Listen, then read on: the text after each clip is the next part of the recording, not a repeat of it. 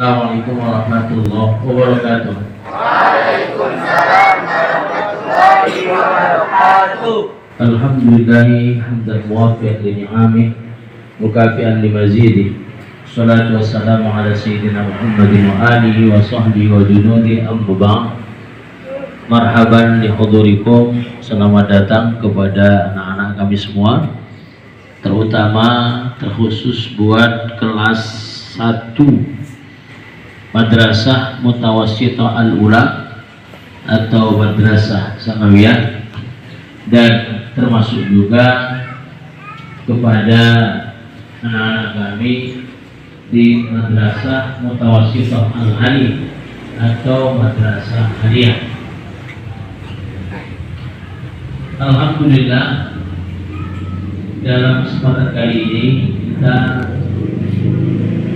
bisa kembali bertatap muka setelah sekian lama kita libur dalam rangka hari Lebaran, dan hari ini kita kembali beraktivitas untuk melaksanakan taklim wa ta'lum, untuk melaksanakan thalabul ilmi.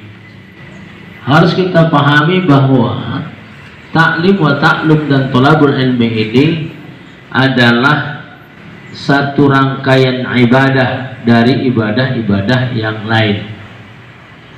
Yakinlah bahwa apa yang kalian keluarkan, apakah itu berkaitan dengan persoalan biaya, apakah itu berkaitan dengan soal tenaga, yang kalian korbankan untuk menuntut ilmu, itu semua adalah ibadah.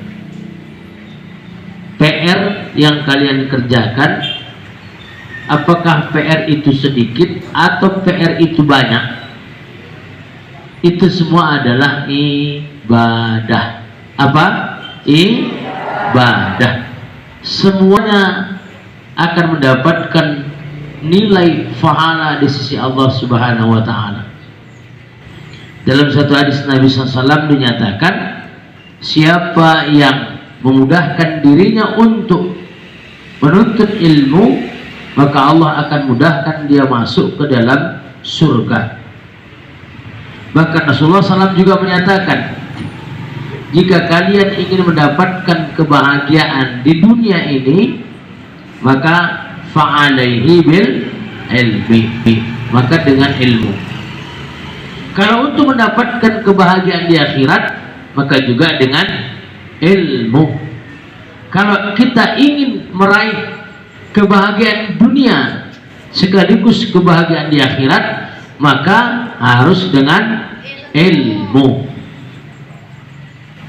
Apalagi ilmu yang kita pelajari di Pondok Pesantren As-Saqafi, banyak ilmu-ilmu agama. Apakah itu berkaitan dengan ilmu alat untuk memahami ilmu-ilmu syariah atau ilmu-ilmu syariah itu sendiri? Apa itu ilmu alat? Ilmu nahwu, ilmu saraf, ilmu balaghah. Itulah ilmu-ilmu alat untuk memahami Al-Quran dan untuk memahami hadis Rasulullah SAW. Sedangkan ilmu-ilmu syariah, ilmu tafsir, ilmu hadis, ilmu usul fikih, termasuk ilmu fikih, ilmu tauhid dan lain sebagainya, itu adalah ilmu-ilmu syariah.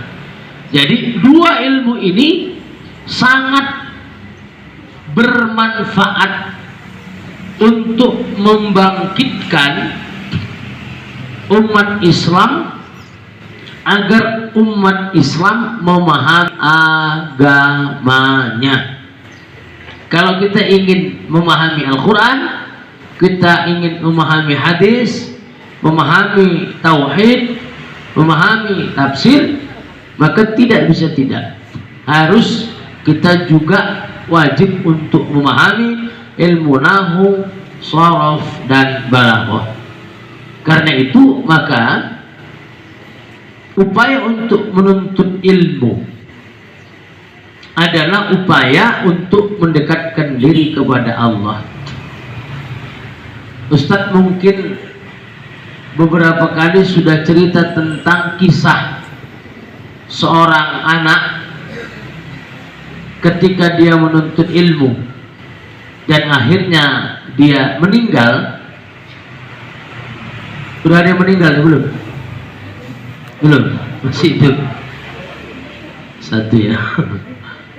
Ya, ketika dia menuntut ilmu, pada saat dimasukkan ke dalam kubur, saat itu orang yang menggali kubur yang bertugas untuk membetulkan jenazah anak itu di dalam kubur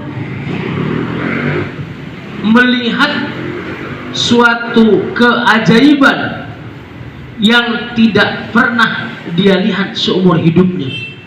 Yani ketika dia masuk ke dalam kubur, dia melihat kuburan itu bagai suatu taman yang harum semerbak. Tiba-tiba datanglah seseorang yang berpakaian putih bersih, membawa kuda yang sangat bagus.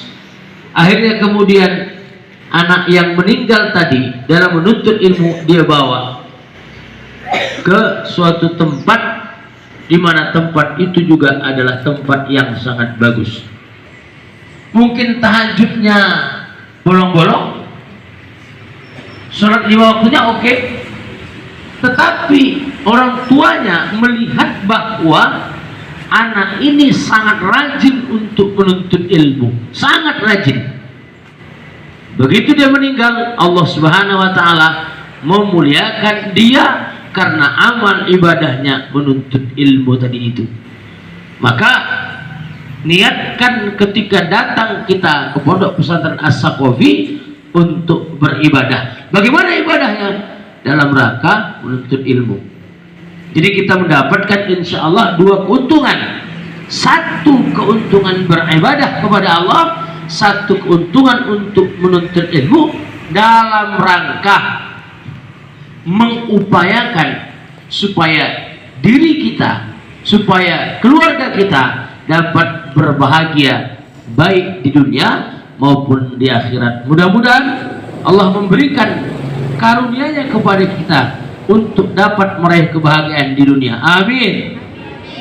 Dan mudah-mudahan Allah memberikan karunia kepada kita untuk mendapatkan juga kebahagiaan di akhirat. Amin ya rabbal alamin. Oleh karena itu maka bersungguh-sungguhlah untuk belajar menuntut ilmu. Jika tidak paham, berkomunikasilah dengan para guru atau kemudian berkomunikasi dengan kawan yang paham, sehingga yang faham ketika dia mengajar yang tidak faham, maka dia akan semakin faham. Jadi kalau kita punya ilmu kemudian kita fahamkan pada orang lain, kita ajarkan orang lain, itu membuat kita semakin faham. Yang tidak faham, bertanyalah kepada yang faham, sehingga apa yang tidak dia fahami akhirnya kemudian menjadi faham. Insyaallah mungkin itu saja yang dapat Ustadz sampaikan. Mudah-mudahan Allah memberikan kekuatan kepada kita untuk tetap memiliki ghirah, semangat, upaya, ketekunan dalam rangka menuntut ilmu demi mengabdikan diri kita untuk beribadah kepada Allah dan demi upaya kita untuk meraih kebahagiaan di dunia dan di akhirat. Sekali lagi amin ya rabbal amin ya rabbal amin ya rabbal. Ayo, apa yel kita? Siapa kita? Gak semangat. Siapa kita? Siapa kita? Calon mubalighah. Yang pertama calon ulama, yang kedua calon mubalighah, yang ketiga calon pemimpin umat. Bisa? Siapa kita? Siapa kita? Siapa kita? Takbir. Demikian, ila liqa. Assalamualaikum warahmatullahi wabarakatuh. Jazakallahu khairan pada Ustaz Fatih sudah memberikan sambutan di acara kita pada pagi hari ini. Mudah-mudahan kita semua paham niat kita hadir ke podcast ini adalah dalam rangka untuk beribadah kepada Allah dengan cara menuntut ilmu. Kemudian selanjutnya kami mintakan kepada seluruh guru pengajar di podcast ini untuk hadir berbaris di depan untuk saya memperkenalkan satu persatu, karena mungkin ada santri yang belum kenal atau mungkin sudah sangat terkenal gitu, sudah sangat dikenal. Tapi kami mohonkan kepada seluruh guru untuk ada di depan.